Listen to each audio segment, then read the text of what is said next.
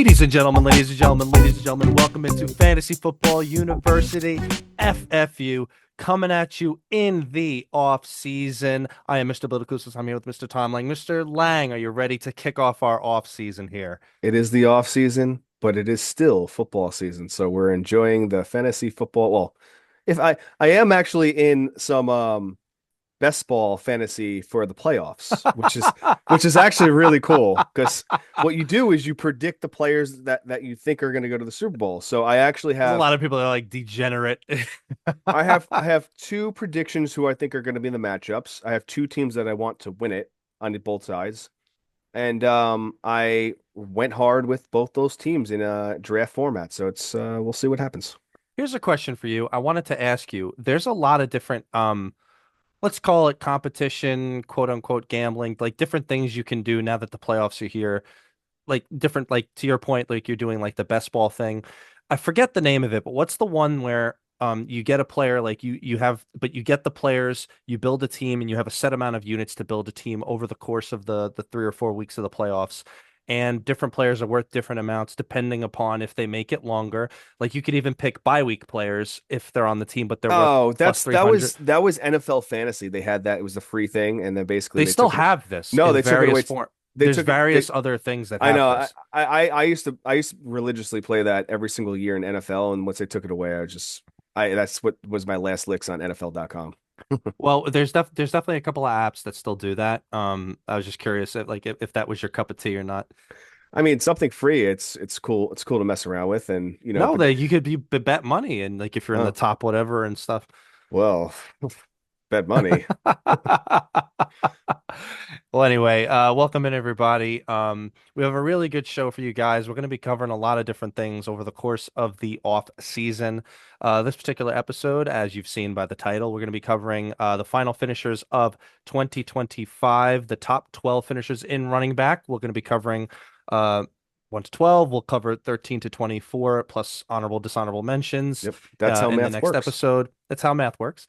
And we also have we got some stuff coming up too. We're gonna do some controversial episodes, cover some controversial topics Yeah. too. So we're excited to have you Like guys we with will us. talk about Shador Sanders and how he screwed me in daily fantasy this last past week. We'll be talking about Shador. We'll be talking about the Chiefs. We'll be talking about the NFL is rigged. We'll be talking about coaches. We'll be talking about a lot of different things. But let's cover a little notes here right at the top. I know Tommy, we just kind of mentioned off air. There was a bunch of coach firings, a couple of Yeah. which we knew, and then a couple of which caught us by surprise. John Harbaugh. That one threw me for a loop there. It didn't throw me for a loop. I thought either whoever was going to lose that game, whether the Steelers or the Ravens, I think just their tenure, it was over. They need a new change, both sides. And honestly, I think John Harbaugh is going to find a way to, find his way to a team that's going to want him and want his services. I think And he'd I be think such a good coach wherever he's he going to be an goes. amazing coach. And I think that the Giants might be a front runner there. I hope they do. That'd be their best option That would because be they amazing. couldn't get Liam Cohen. So I mean, maybe they could I do mean, that. he'd be going into probably one of the best scenarios with a young quarterback that's needing to be developed. He had the same thing with Joe Flacco back in the day, but Jackson Dart is way more, uh, agile, and hopefully he doesn't have him run with his head down. Um, but there's a lot of talent on that roster that all they just need is a coach to basically bring them out, the young team. So I'm excited to see what happens. On the topic of John Harbaugh, I actually was waiting to ask you. I want to get your opinion, and we could actually probably save some of this conversation, judging where it goes, for a controversial topic. But during the season, there was this whole business between John Harbaugh and Lamar Jackson, Yeah. which some of which behind the scenes essentially was, we're boiling it down very, very simply, was there was tension between the two because Lamar Jackson seems to think he's just a pocket quarterback like Peyton Manning or something. And that's what he wanted to do. But John Harbaugh essentially wanted him to run his game plan and do more running and do more stuff that Lamar Jackson does amazingly. It's not like Lamar Jackson is a bad passing quarterback, but he's just his superpower is the way that he runs the ball. And essentially, there was tension between the two. That's kind of the stuff that we heard behind the scenes during the season. And I wonder if this firing is management choosing Lamar over him, combined with what you're saying about the change of I scenery or think it whatever. is because you can't really fire this guy based on this season's performance. I mean, Lamar was injured half the season, and when he was in there, he was still injured. So I think that yes, I think it's more leaning to yes, this is our franchise guy. We're gonna have him hopefully for the next 6, 7 years. You would hope more. With losing a coach that you've has been in your pocket for what 18 years, I think 16, 18 years, whatever it is. He's a fantastic coach, and just like the on the other side in the Steelers, I mean, they're really good coaches, both those teams. And for one of those guys to find his way out, this is not like a Mike McCarthy finding his way. This is a fantastic coach for both sides of the ball and structure. Kind of reminds me of like a Tom Collins, Tom Coughlin from the Giants back in the day. Not to keep on the Giants subject, but that is exactly what a team needs is a strict, structured guy that's going to be able to manage a lot of these diva-ish players these days. Yeah, and speaking of, I mean, and he's a great coach. He really is, and I'm really hoping that it wasn't kind of the quote unquote conspiracy theory that I said. I'm hoping it's what you said that, they kind of were leaning more towards that situation. I mean, it remains to be seen. I'm sure stuff will come out from beat reporters, but let's touch upon some other coaches that lost their jobs this past week. I mean, no need to talk about Callahan and Dayball. They lost their jobs early in the Yeah. season. The other coaches that lost their job this week, two of which were expected, in my opinion, two of which were not expected. So Gannon, obviously, he was horrific in Yeah. Arizona, and we had a major problem with him, the way he handled questions from the media. So he's out. Uh, but Raheem Morris, I mean, maybe a little bit more surprising. I liked Raheem Morris. I mean, Yeah. I I get why they fired him, but like I feel like the team wasn't good enough to suffice, like in Well, yeah, poor I mean quarterback play, etc. I mean, and they led with Michael Penix, who wasn't so good early in the season. Then he started picking it up a little bit. Then he got hurt, and then Kirk Cousins came back, and he had some fire under him. And the team went 7-9, right? So they finished 8-9, sorry, right? 8-9. Tied for the So lead. yeah, so they tied I the know. they had no shot. They didn't have any chance mathematically to actually win the division, but they it just happened that way, right? So like they tied the Buccaneers. And the Buccaneers were in contention to basically win the division. Right. So, I was surprised when I saw that. I think Raheem Morris is a really good he's a really good what you call it, a coordinator. Yes. Um and I think he should go back to that. And like I said a couple weeks ago, I do think that coordinators, when you have a really, really stud coordinator, they should get paid, big bucks. To They sh incentivize them to remain as a coordinator, 100%. you know. And, I know I said they should get sometimes paid more than a head coach, but they should get paid more than a head coach, a young head coach on a different team, right? So, like one of these Maybe. guys that comes in, then needs to prove himself, and, then they have incentives and stuff like that, things like that. But I think one of the biggest coordinator losses this week was Cliff Kingsbury getting fired by the Commanders. That was surprising to me. And I mean, like, do you think it that was blindsided warranted? that blindsided the offense. The whole like even like Daniels was blindsided by. He had no idea that was happening. Yeah, so this is 2 straight years, if I'm getting my facts right, from Washington firing their offensive coordinator after 1 year. So it's Eric Bieniemy the year before, and then it's Cliff Kingsbury this year. And I don't think either of them should have been summarily dismissed. No, I don't know if it's their way of saving face, but I mean, Washington had a bad year primarily because, Daniels was in and out, plus, some of their roster issues. Their defense was horrific. I mean Um, their average age for the defense was like 92. Yeah, we'll talk about this more in the offseason too, just about teams and about, well, we'll talk about this when we talk about some players, like teams and players that end up doing well because their defenses are good and their offensive lines are good. Yeah. And like teams like the Colts, really, like however good or bad you want to say about Daniel Jones, they were carried by their offensive lines. And, like their defense eventually broke towards the end of the season, but like they should be that should be a roadmap for these teams that are trying to make improvements. Washington had a bad O line and a horrific defense. No wonder they like. I don't know if Cliff Kingsbury needs to be fired as a scapegoat for all that stuff. Yeah. And just a quick note on the Raheem Morris thing, because normally speaking, I know you and me are very cynical about when people say things about well, he was fired because of this or that, or racial things get involved. You and I are kind of cynical about that stuff. I'm going to say something on this one. It adds so much fuel to the fire because I just don't think Raheem Morris was warranted him being No. fired. I just don't see it. Like Atlanta felt like they were up and coming. If they had more consistency out of their quarterback play, I feel like they could have been over won a couple more games. They would have been the division champs there. Two more games or so, Uh, like I could see this. I mean, sometimes when you see like, maybe you have so much firepower on that offense and you just want somebody to get things going. Maybe they're going to go back to Michael Penix because they did actually restructure Kirk Cousins' contract recently. I think within like the past day or two, there's some restructuring happening there.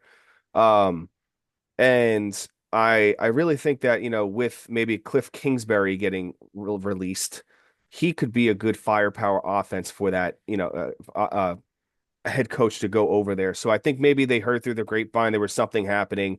They knew that there was a couple coaches options that were going to be better than Raheem Morris. The defense was a little inconsistent on and off throughout the season. On paper, they didn't have the greatest defense, but when they performed very well.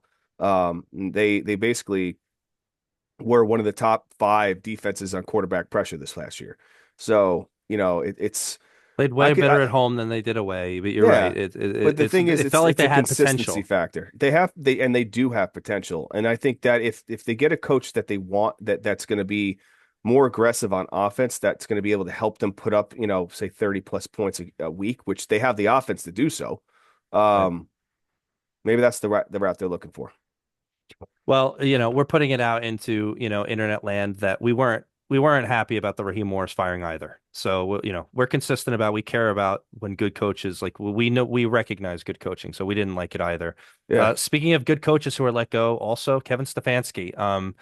So Johnny and my brother and I were talking about, hey, who would we really like to show up as a Jets head coach?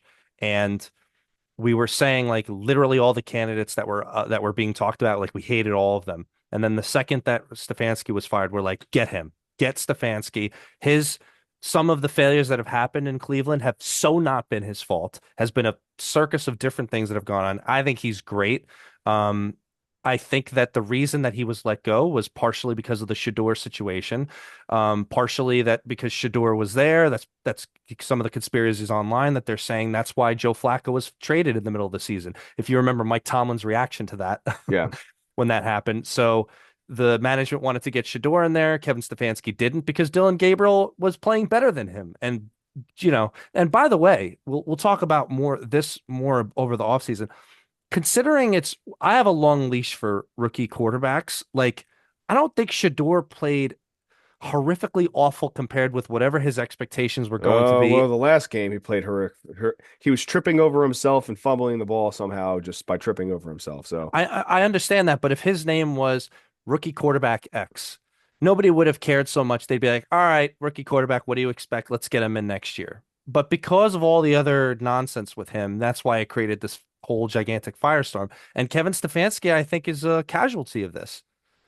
yeah, no, I could see that.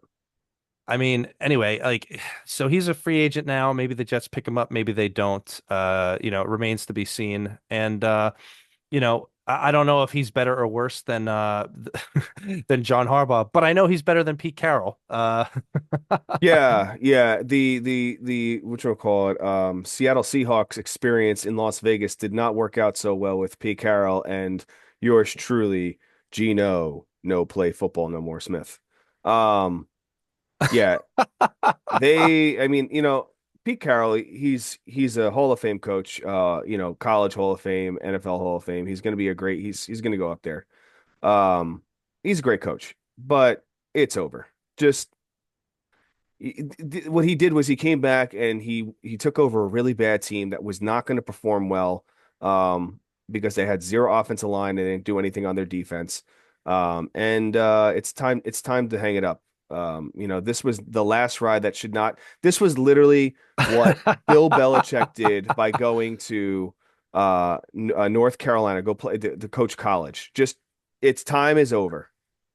Well, God bless him. At least he gave it a go. I mean, there's conspiracies online that Well, Tom well, Brady anybody, threw him to the wolves and well, stuff. anybody that dangles money in front of you at 74 years old, and you're like, hey, you know what? Do you want to play? You want to be a coach for a year? Sure. Here's $84 million. I suppose. I don't Go know. 3-14. Get us the number one overall pick. I kind of like Pete Carroll in general, but yeah, this felt like it just wasn't going to work. Yeah.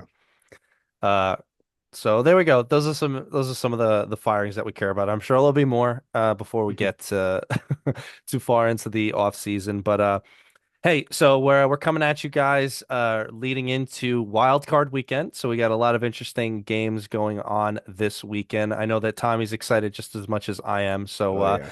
we got some interesting predictions we want to get into here. Yeah, let's do it. I mean, there's 6 games this week. You got what, 3 games on Sunday, 2 games on Saturday, 3 games on Sunday, and then you got a Monday night football game. That's Uh right. yep. And So yeah.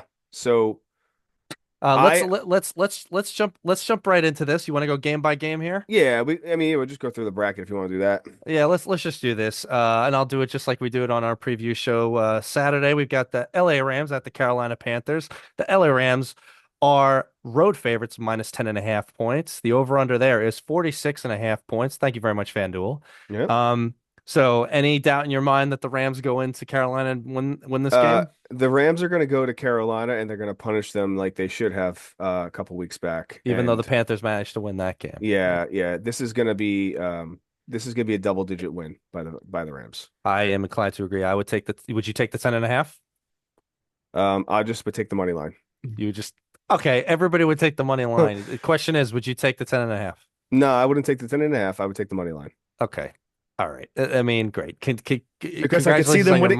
Because I could on see your them winning minus by 620. yes, but I could see them winning by 10 points. I would take the points. Sorry, I think they cover. Let's go to the next game. We got the Green Bay Packers at the Chicago Bears. Oh, this is going to be a good game. The Packers are road favorites minus 1.5 points. The over-under is 45.5 points. Um, I think the well, let's hear what you say. Let's hear what you say. I just think whatever defense shows up wins the game for the team. I think this should be an offensive struggle, and this should be a divisional battering. And I think that the Packers have a better team to overcome the Bears. But again, I think the defense for the Bears has been playing slightly better than the Packers defense the past couple weeks. And Way more opportunistic. with Travion Diggs being a pickup by the Packers, I think that's actually going to hurt the Packers because he is Absolutely. not a good cornerback. So I think the Bears actually win this game. I forgot we should have mentioned that news. So Travion Diggs and Micah Parsons have left for the Dallas Cowboys and ended up on the Packers this year. Yeah, for It's great. some reason, the Dallas Cowboys in Week 17, after the week was over, they release him from the team so he could go play with a contender. That's quite interesting. Um, So I actually I, think the I honestly, I was hoping that the Giants picked them up and be like, oh, you know what, we'll just, congratulations, you're on our team. We're not going to waive you now. right. Well, that didn't happen. No. So I would take the Bears to win this game money line. I think that I think that they just win the game outright. I think the Packers, their will has been broken by a couple different things that happened, and I just think the Bears win. I think I would take the over too, in this game. Over's 45.5. Okay. But let's go to the Sunday slate. We've got the Buffalo Bills at the Jacksonville Jaguars. The Bills are road favorites minus 1.5 points. The over-under is 52.5. I'm taking the over in this game. I think they score a lot of Yeah. points. Yeah. Um, Tommy, let's just remind everybody in the preseason, what was our Super Bowl picks for the AFC? Do you remember? Bills, We both said the Bills. What did we say in the NFC? Lions. You said the Lions, and I said whoever hosts the playoff game between the 49ers and the Eagles. But we ended up both agreeing on the Bills, and we both said that the Bills are going to win the Super Bowl. So this is it. If the Bills want to win, the Ravens are out, the Chiefs are Yeah. out. Like this is their shot. So they I have to go into honestly, Jacksonville and win this game. I want to see both these teams make it deep, and that's the problem. They I can't. like I know they can't even tie it. They can't just move on to the next round. I really want to see both these teams do well. Unfortunately, one of them has to win it. I I took the Bills early in the season. So I'm still rolling with the Bills, but it's going to be I would not be hurt if the Jaguars moved on to the next round. I'm going to take the Bills, and let me just tell you, I would be terrified to take the 1.5 points. There's a chance that the Bills win by one. I mean, I would be terrified. That's why So, I'm but terrified to take the spread on I the know. Rams Panthers. But I do think the Bills and the Jags do hit the over on that one. Let's go to the next game. We got the 49ers at the Philadelphia Eagles. The Eagles are home favorites, minus 4.5 points. The over-under is 44.5 points. Is this where the Eagles wake up and they stop being on cruise control? Nope. 49ers are going to win this game. You are going to take the 49ers to upset the Eagles here at That's home. I am. I am. And it's not the Giants fan talking out of me. It's just the Eagles have not been playing well. Offensively, defensively. Um, yes, one of the last games when they played the Bills in that snow dome, um, it just didn't work out so well. Not a lot of points played, but the quarterback play, Jalen Hurts. This is a great matchup for him. And honestly, I think that Robert Saleh is going to have a tight clamp on this game, and I think that he's going to make his defense make some big plays. I hope you're right. Like I just mentioned earlier, like the 49ers and the Eagles, this game, like I had the one I of these honestly, teams going into the Super Bowl, so I I would have whoever honestly wins this think, game going. I think who's ever running back has the better game, whether it's Barkley or McCaffrey, is going to win this game. That's where I think it's going to be. That's going to be the side where it tails. I think I was real discouraged by the 49ers performance in week 18 against the Yeah, Seahawks. I think they were honestly beat up a little bit. And I mean, they were there, but I just think that they dismissed slightly how good the Seahawks are. Well, much to my chagrin, I think that I would take the Eagles to win this. Okay. I think this is where it breaks for Can't the always 49ers. agree. Can't But always agree. okay. I don't know if I would take the Eagles to cover though. I think I would take the 49ers points. I think the Eagles win by three. I take the Um, 49ers money line. all right, we got the next game, the LA Chargers at the New England Patriots. The Patriots are home favorites, minus 3.5 points. The over-under is 46.5 points. So this will be only the second or possibly third game. I think it's like the second game all year that the Patriots play a team with a winning record. Hmm. So if they want to go in, they want to be an amazing team. They got quote unquote an MVP or MVP contender as the quarterback. They got to go in and win games like this. And I think they do. And I You think think they they win this do. game? I think they win this game. Chargers are slightly battered up. Patriots are playing really good defense, and they're a strong team. So I think Patriots win this game. I think the Patriots win this game too. Would you take them to cover 3.5? Yeah. Okay. I agree. We're in I think they agreement on win that by one. 7 at least. Okay. I agree. Let's go to the Monday night game. So we've got the Houston Texans at the Pittsburgh Steelers. The Steelers, sorry, the Texans are road favorites, minus 3 points. The over-under is 39.5 points. Um, I'm taking the money line on the Steelers. let me tell you right now, I think the Steelers win this game too. Yep. I do. I think they can upset them. I always get excited when I see home underdogs, and I think this is it. I think that they've got a little bit resolve here, and They have an edge on them right now. And also we know that Mr. Blue Hair Slapper DK Metcalf he will comes be back back. this week. He will be back. I don't know if the game hits the over under 39.5. I think it might be less than that, but I think the Steelers win this game. I would take the Yeah, I Steelers think money it's line. like a 17-14 game or something like that. It might just be. Yeah. So and with TJ Watt playing as good as he played this past game, I mean That whole good on them. situation with TJ Watt though, he was getting acupuncture and they punctured his lung. That's how his lung collapsed. That's that's wild. That's you know what that is right there? What? That is what was it? That's a Tyrod Taylor moment That's right. when he was on the Chargers. If you remember, that's the only reason that Justin Herbert was starting that year. Correct.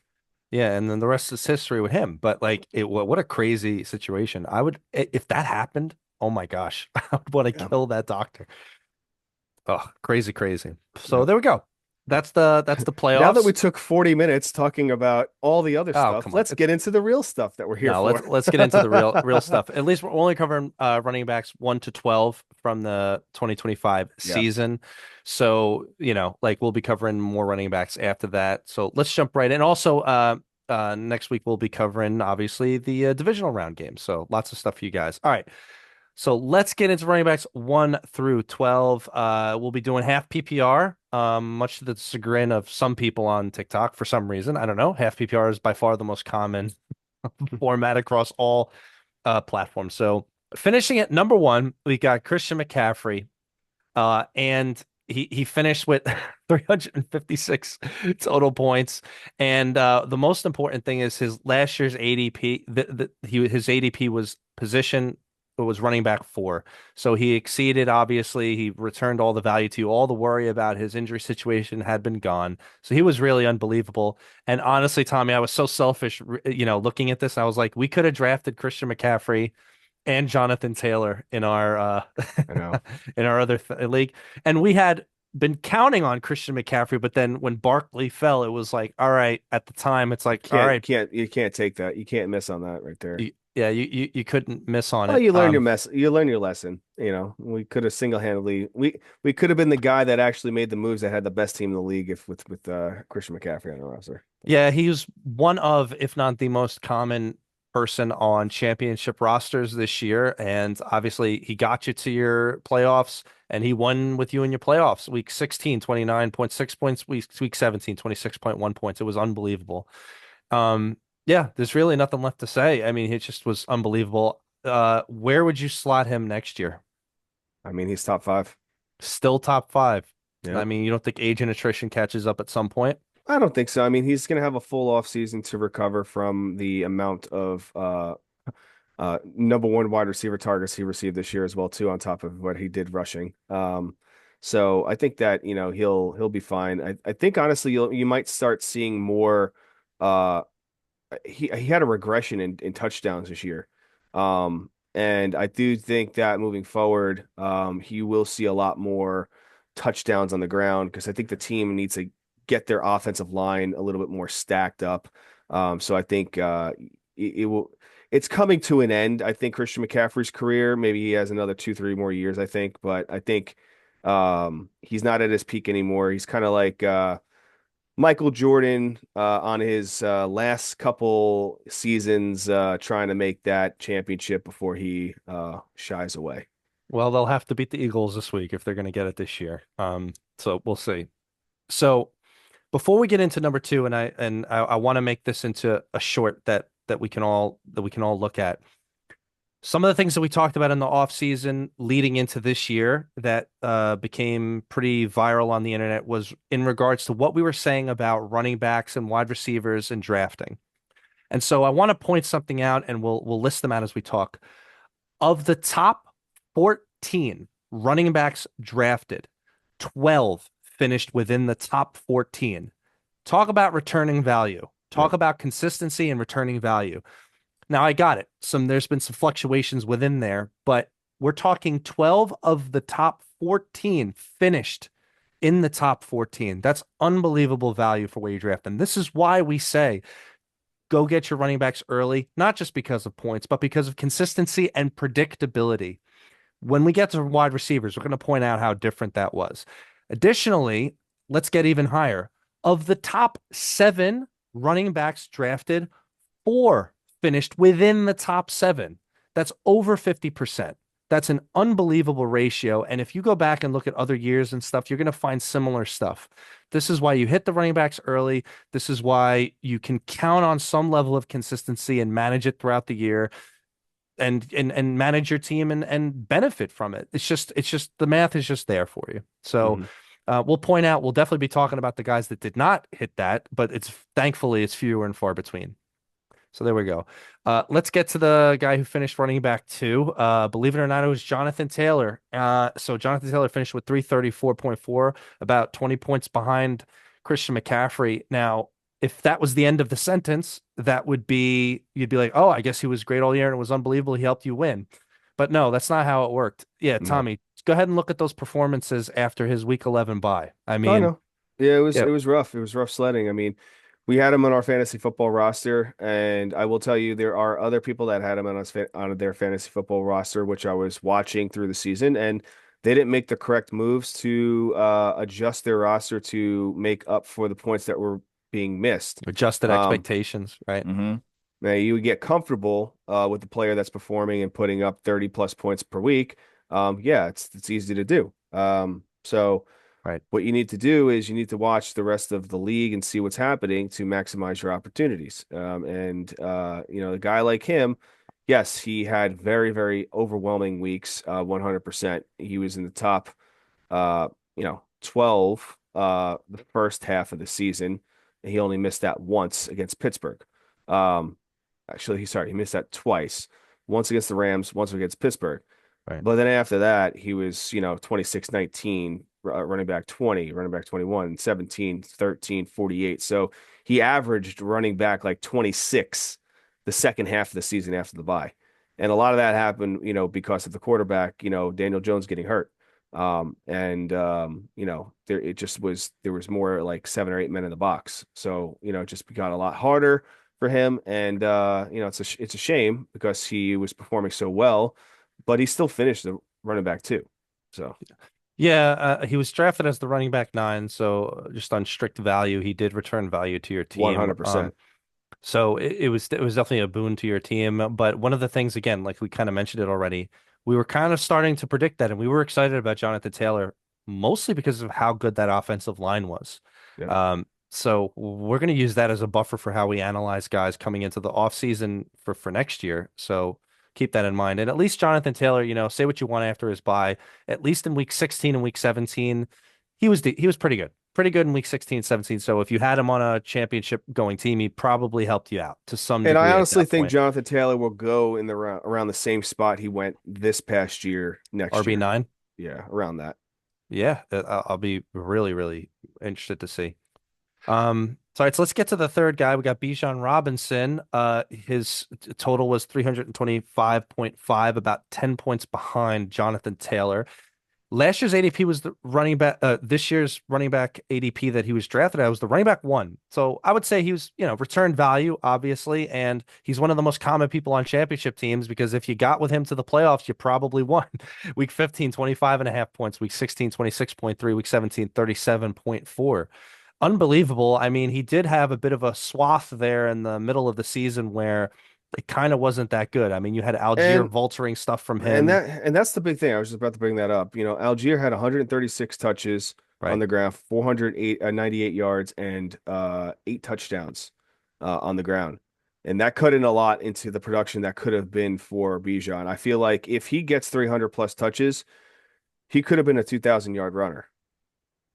Maybe it's their way of quote keeping him healthy to some degree. Yeah, I but don't for know. what? I mean, the team went 8-9. At this point, you gotta keep him healthy. You're just gonna be that team that's be like, oh, we gotta keep him healthy for next year, and then go 8-9 again. Keep him healthy for next year. We're gonna 7-10. Like, come on, you gotta play the players that are actually gonna get you to that next level. And he's a player that is amazing. You have to keep him on the field. I mean, do you see any world where he's not the number 1 pick next year? He has to be. Yeah. I mean, He, regardless of the coaching situation, his talent.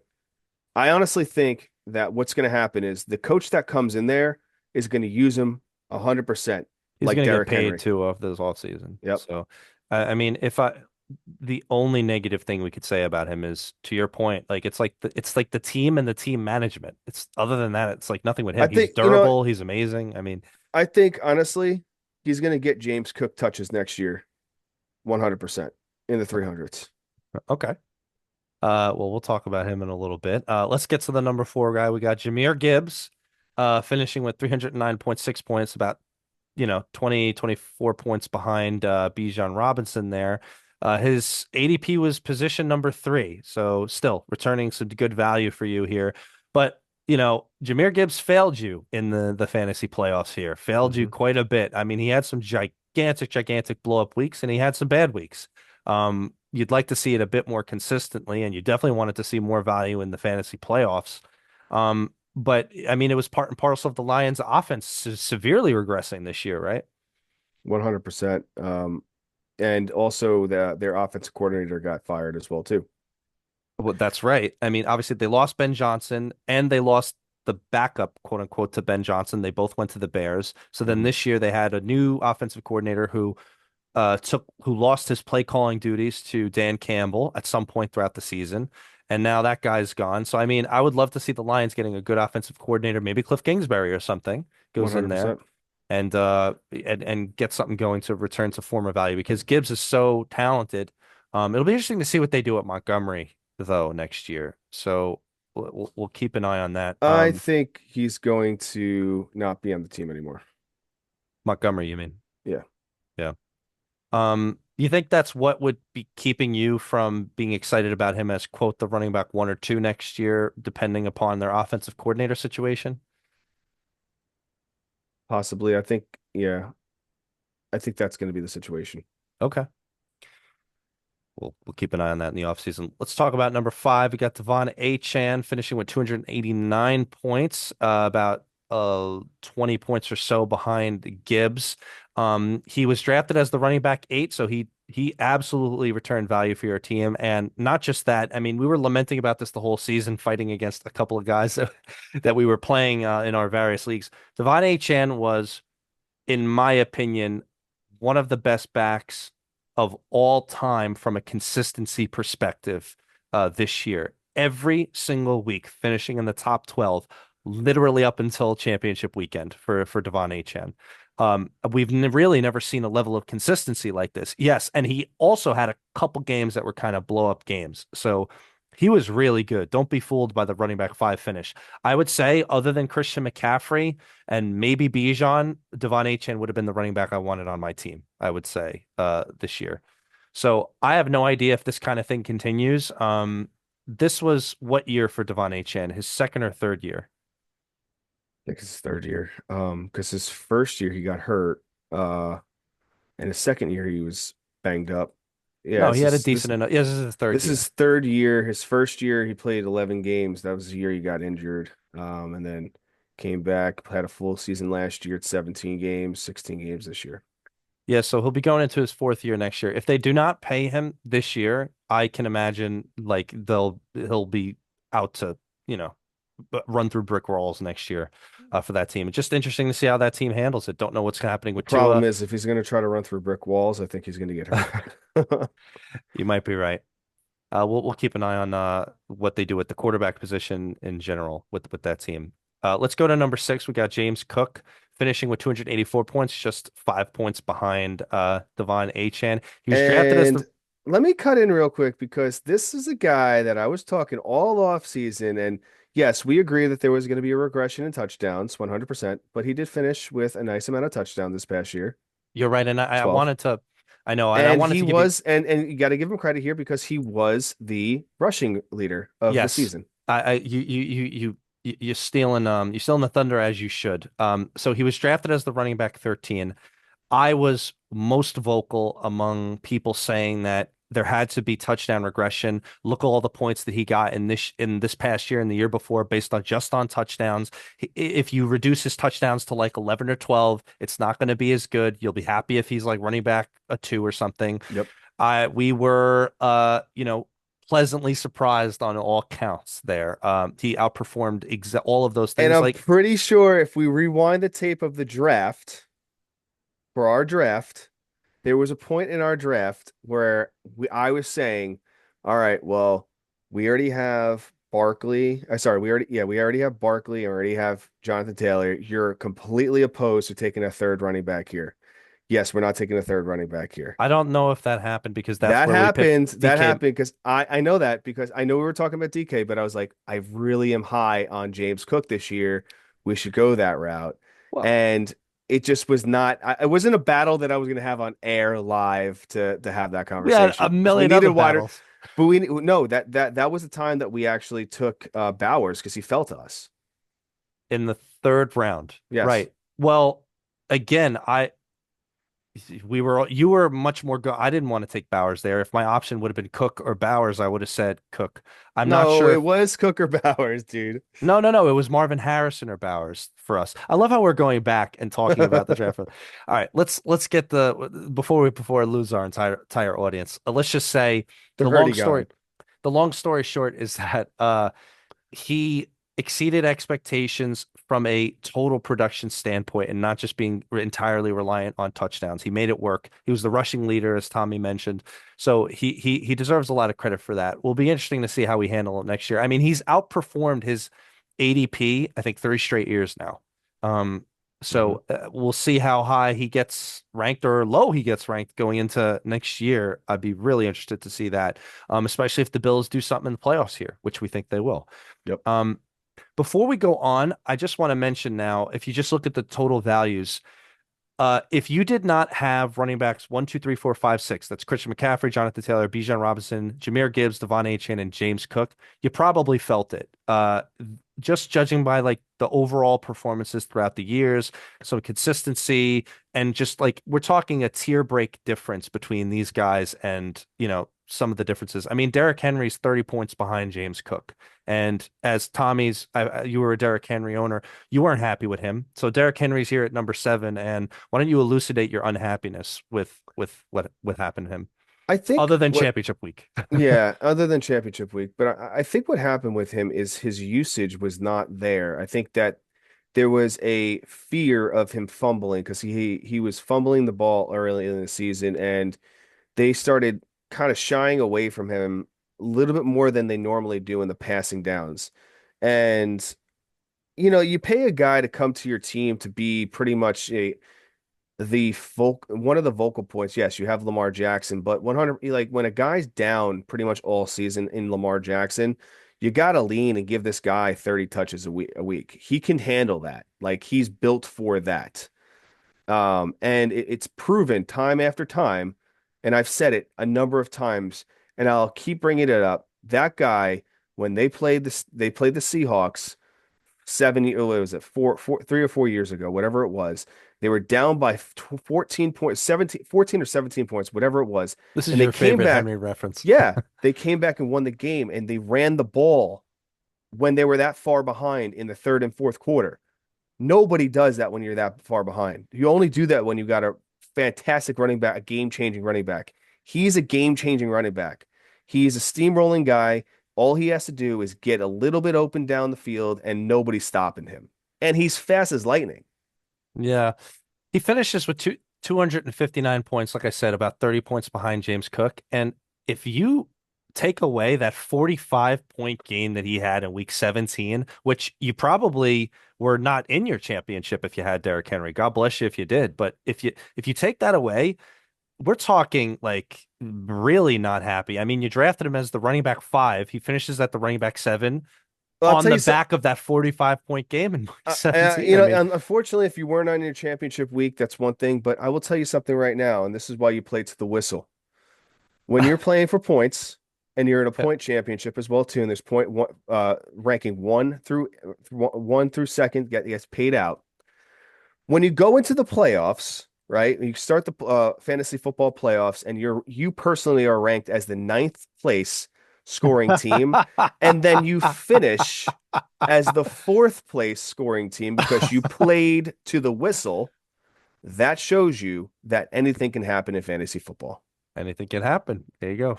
Uh, we'll be really interested to see what we do with him next year. At some point, agent attrition is going to take a hold of him, but somehow I feel like he's a bit more reliable than Christian McCaffrey in that regard, even though I think Derrick Henry is a little bit older.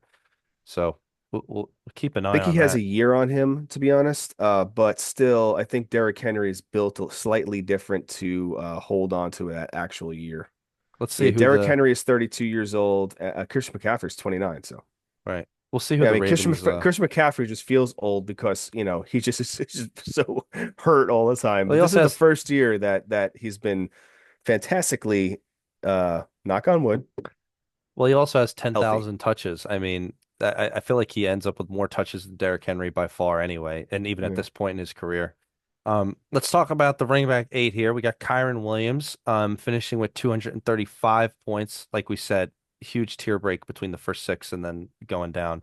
So you drafted him as the running back 12, so it returned good on value, but to Tommy's happiness to some degree and my chagrin to some degree, I mean, at some point during the later part of the season, in comes Blake Corum to just, make everybody feel bad about Kyron Williams. That having been said, I mean, let's just take from, week 12 on, Tommy, like it wasn't awful for Kyron. It just the upside really wasn't there as much, this which I guess Yeah. I guess is fine. But that's then again, that's what the knock on Kyron was going to be when you draft him. It's like he's going to be good, he's going to be pretty consistent, but the upside is capped. So you kind of got what you paid for, really. Yeah, I mean, what happened was you got a regression in touchdowns. So Right. 2024 it was They went 14 to Matt touchdowns. Stafford. I Yep, mean, 2024 was 14 touchdowns. 2020, three it was 12 touchdowns. So this was his 10 touchdown year. He had three touchdowns through the air. Um, 2024, so he had two touchdowns through the air. 2024, 2023 was three touchdowns through the air. So I mean, he's still kind of providing the same amount of yardage. Last year he had 316 attempts. This year he had 259 attempts, and he almost surpassed his yards carrying just with the lesser attempts. And it is a factor when you have a running back in Blake Corum and you have some, depth behind you to keep you healthy, So I think that was the primary goal is they went into the season, they had Blake Corum because of the back injury, the back situation with Stafford. He didn't know how much he was going to be able to perform. Well, he overperformed his stature, right? So I think that this was just a team that was well put together and ready for any situation that was going to thrown at them. And Kyron Williams, did it with not as many touches as he normally would. yeah. How worried are you about the Blake Corum situation for Kyron next year, you think? Um,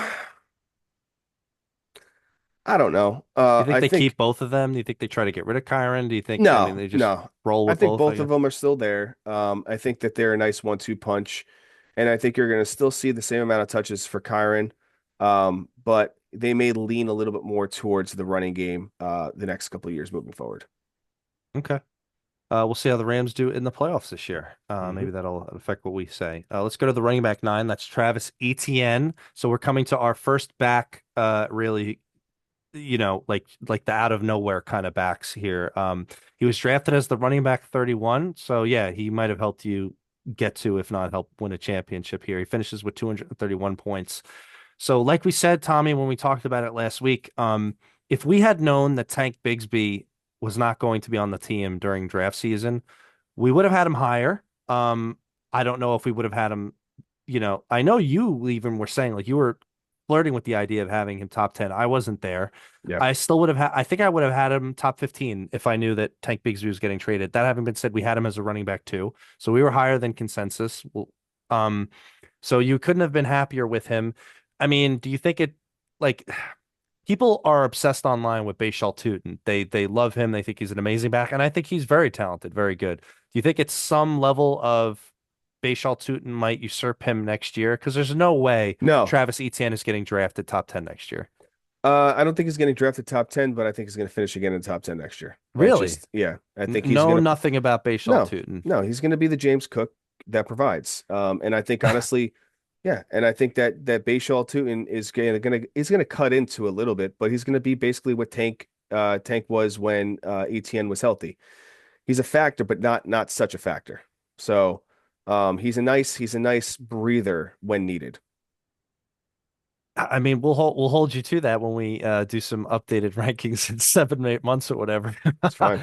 Well, but I don't know if I'm as ambitious as you. Again, we'll see what Jacksonville does in the playoffs here if they're Coaching one and staff done. there likes Liam Cohen likes players that produce for his specific kind of style of play. And his offensive move is basically elusive guys that are perform, and that's who he is. Okay. Not only that, but you got the Trevor Lawrence ETN connection from Clemson. Oh, there's that. There's That's that. I that. love it. I love when you call out the college connections. I love it. Hmm. Let's go to number 10. We Go got Tigers. Chase Brown. Chase Brown finishing with 231 points. So right there, you drafted him as the running back 11. Now, it is a tale of It two was parts of the season. disgusting. Let's read out these points. Week one, okay, 12.1 points. Week two, 7 points. Week three, 4 points. Week four, 8.6. Week five, 8 points. Six, 8 points. Seven, 11 points. And then we start taking off here. So obviously it helped coincide with Joe Flacco and then the eventual return of Joe Burrow.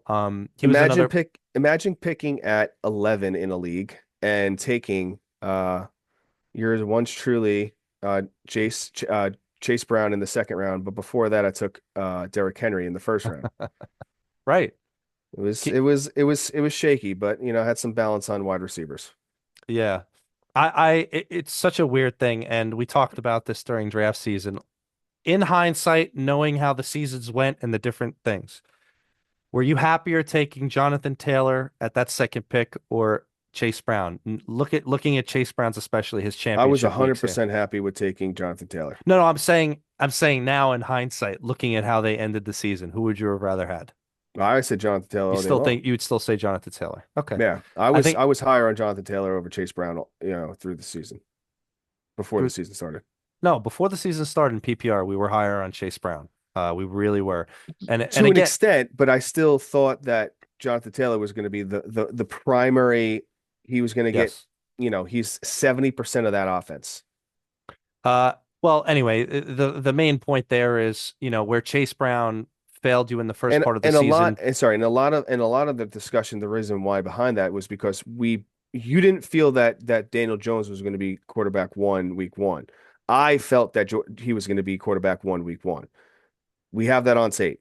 And I thought that was going to happen. The reason why I felt that was going to be a really good play for Jonathan Taylor to be there for it was he was going to overproduce what his projections were.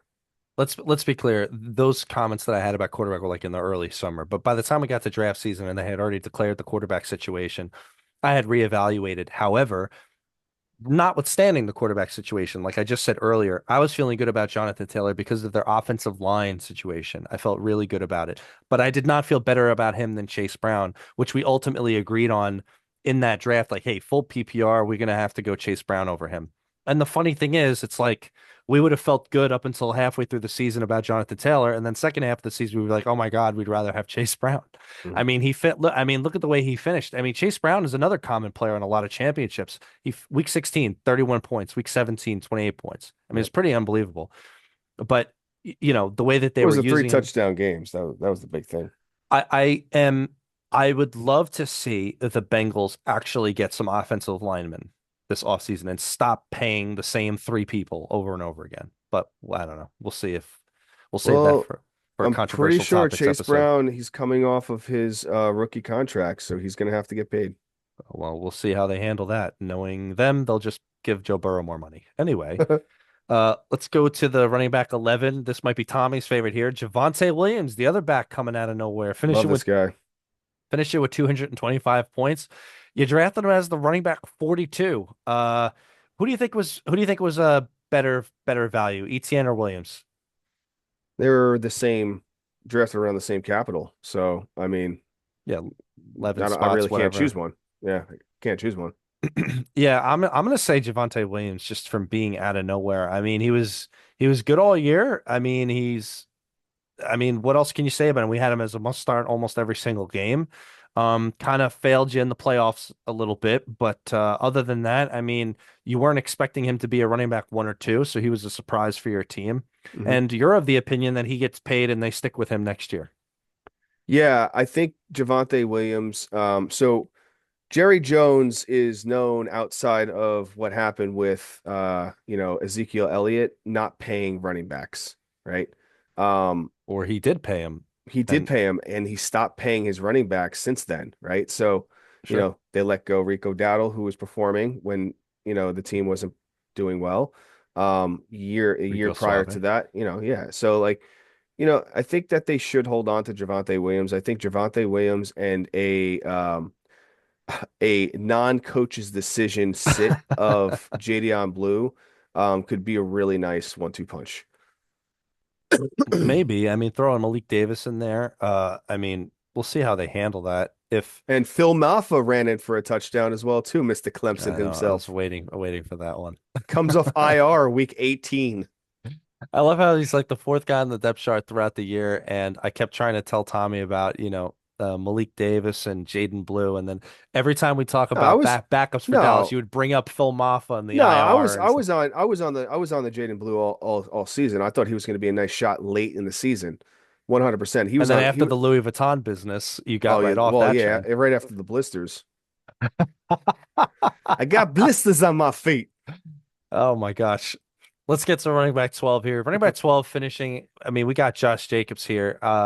So you drafted him as the running back 7, so decent enough value and a complete failure in the playoffs. However, uh, he missed a game, so his average is a little bit better than what his finish would be commensurate with. And judging by the games, I mean, there might have been a shot where you felt like you could have played Emmanuel Wilson instead of him. So maybe if you throw in one of those other games, you could have had decent enough value. How would you assess Josh Jacobs' performance this year? He had 13 touchdowns on the ground, one touchdown through the air, so 14 total touchdowns. That's where his majority of his fantasy football points came. 4 yards on the ground. Yeah, it's good, but not top of the line numbers, which he was normally producing for the past couple of years. He his 27-year-old he's 27 years old. He's not 29 like Christian McCaffrey. He's not 31 Somehow he like feels like an old 27 though, yeah, and you that's the know? thing. Like you see more injuries with this guy, and they're nagging injuries, and they're like knee injuries where he has swelling in his knees. Shoot, I'm gonna be 38 and I don't have swelling in my knees. So I got a feeling that that's what the Raiders saw in him. He was, he went to a better team, right, last year and performed very, very well. And I just think that it's slightly slowing down for him. I think you're right. It's funny. I just like Derrick Henry is however many years older than him. I feel so much better about Derrick Henry, his health, than I do about Josh Jacobs. No, Josh Jacobs is a tough You guy. know, Don't get me wrong. I don't want him, him listen to our podcast, get upset with us. But um, thanks I for listening. thanks for listening, Josh Jacobs. But I feel that you could start seeing it slowing down slightly. He's not getting the same yards, and I think him being the primary guy on that offense, he is literally the guy that's center folded under him, right? So like that whole offense is him. If he's not performing, then that offense is going to start having to figure out other things. They have to lead with the run on that team for them to work the play action for Love to actually be good. Yeah, I don't know. Um, I don't know They what need a wide receiver one on that team. I know. We'll get, yeah. We'll get to that a little bit in the off season, but the whole Matt Golden thing was just a mistake on their part. Good. It was God a bless them. mistake on our part too. God bless. God bless them for trying. Yeah, you know what? I've tried to jump in on capital, which usually works out. So yeah, Josh Jaden Jacobs Higgins was pretty good towards the end at of the year. towards the end. Towards the Yep. end. I don't know if anybody would have had the wherewithal to actually play him in one of those games, but anyway, back to Jacobs. I agree. I agree with everything you said. I don't. It'll be interesting to see how we slate him for next year. Like we said, I don't imagine that we're going to comfortably have him as a top 12 back. Um, Well, and I also we'll say have this too. trepidations. You got to remember though too, he only played 15 games. He's ranked as the number 12 finisher, playing 15 games when the rest of those guys finished 16 games. So Right. he's one game behind. And also in his week, what was it 17? Right. He had Championship week, there were doubts that he was going to play. Right. Yeah, but he had point 0.8 points, so he had a He massively only stayed in for a little bit and then he came yeah. out. So, So for him to have that weak of a performance and for him to finish in the top 12 is really good. It puts him in the position of where you kind of drafted him to be as your RB2, and he finishes an RB1. He finished what last year and the year prior, Chuba Hubbard finishes. what week did Micah Parsons go down? Ish. Uh, That was, I think, week 7 or 8, I think. That early? I think it happened later. I think it happened. No, let me see. Yeah, I think it well, was week 7 or 8. while you look that up, I'll just mention to the people the reason I bring it up is uh, some of this consensus online is that Josh Jacobs is one of these backs that just performs factors better when the team is dictating the flow of the game. They're ahead. They could ram it down people's throats. He's that kind of back. He's a Derrick Henry light in that way. Um, and Micah Parsons, say what you want about him, does affect defense quite a bit. He does help the team. He puts a lot of pressure, and he obviously helped the Packers quite a bit. And if you look at the stats, like not only did their defense, the Packers they're just not as good without Micah Parsons on the field. So I'm wondering if we could track like his performance to a slight downturn based on yeah. when he came. Well, he played his last full game was week 13, 13 games. So I guess it was that late in the season. I don't think it was that late in the season. Yeah, I mean, so week 14 he had a good game, week 15 he had a good game, and then, He finished the 16 to season with 17 was 12 and a bad. half sacks. Maybe. It's just a He it's just finished so he finished the season with a better performing year than he did the year prior on Dallas. He only had 19 tackles. The year prior, he had 30 tackles on Dallas. He also got injured last year as well, too. Uh, it's pressures and stuff. It's yeah, more than but he that. had 12 and a half sacks this past year. The point is, do you see Jacobs in that way as a game script back? You know, Yeah, when they're ahead, he piles it on. When they're behind, which has been happening slightly the past couple sure. weeks, he's a non-factor. Or less of a factor to some degree. He's a He's point 0.8 factor. not gonna, yeah, well, when he's walking out for injury, but he's not gonna be, don't expect him to be catching lots of the passes that other guys would. Yeah. So we'll see how we have him for next year. But there we go. That is running backs 1 through 12. Next week we'll be covering running backs 13 to 24 and then some other notable entries to talk about. And we'll catch you guys up on the latest news and, of course, the divisional round. So thank you very much for joining us. And closing thoughts, Mr. Lang? Yeah, we truly appreciate everybody that tunes into our content. If you could please like, share, and subscribe to our channel, we truly appreciate it. Thank you so much. Thank you very much, everybody.